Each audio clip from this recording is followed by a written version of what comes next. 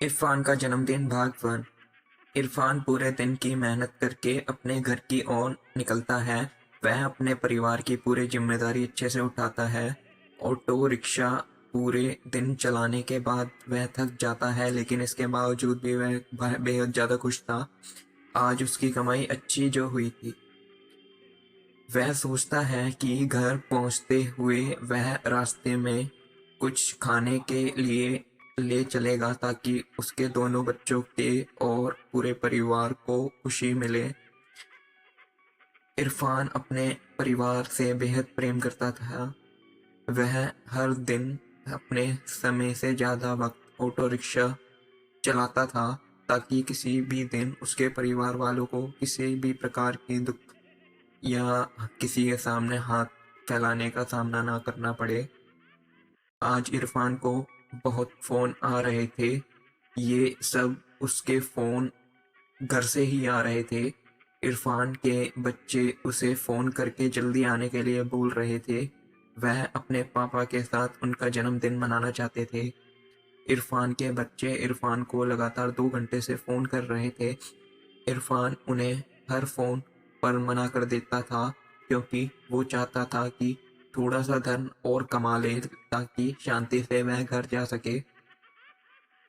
रात के 11 बजे इस वक्त गांव के लोग नींद की अवस्था में होते हैं। इरफान को अब कोई सवारी नहीं मिल रही थी। इरफान ने सोचा कि अब उसे शायद अन्य ग्राहक नहीं मिलेंगे। अब उसकी जेब में भी पूरे दिन के तकरीबन 1200 से 1300 की कमाई हो चुकी थी। अब वह अपने घर की ओर निकल रहा था। उसने अपने फोटो के दोनों कानों को खींचा हुआ था। वह बेहद खुश हो रहा था। वह रास्ते में ढाबे से कुछ खाना भी लेकर जाने का सोच रहा था। रात के वक्त होने के कारण अपनी तेज रफ्तार में ऑटो दौड़ा रहा था। ये रास्ता उसके घर की तरफ शॉर्टकट था।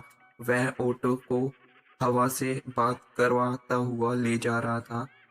एक तेज रोशनी उसके आंखों के सामने आ पड़ी तभी, और वह खुद को बचाने के लिए ऑटो के हैंडल को दूसरी तरफ और कर लिया। अंधेरा काफी होने के कारण ये मालूम ना चल सका कि उसका रास्ता अब बदल चुका था। वह जिस रास्ते पर अब था, ये रास्ते की खास बात थी वह ये थी कि इस रास्ते से इरफान का गहरा संबंध रहा है। 20 साल पहले वह इस रास्ते से गुजरता था। इरफान को उस रास्ते में घुसते ही अजीब सी ध्वनि सुनाई देती है। उसे अपना वही सफर फिर से याद आने लगा। वह इसी दिन 20 साल पहले आया था। रास्ता बेहद सुनसान था। वह आगे जल्दी जल्दी बढ़ रहा था, तभी अचानक से उसके ऑटो के सामने एक लड़की आ गई। लड़की की शक्ल देखते ही इरफान घबरा गया। आगे की कहानी हम जानेंगे अगले भाग में। मेरे चैनल को सब्सक्राइब करिए आगे का भाग जानने के लिए।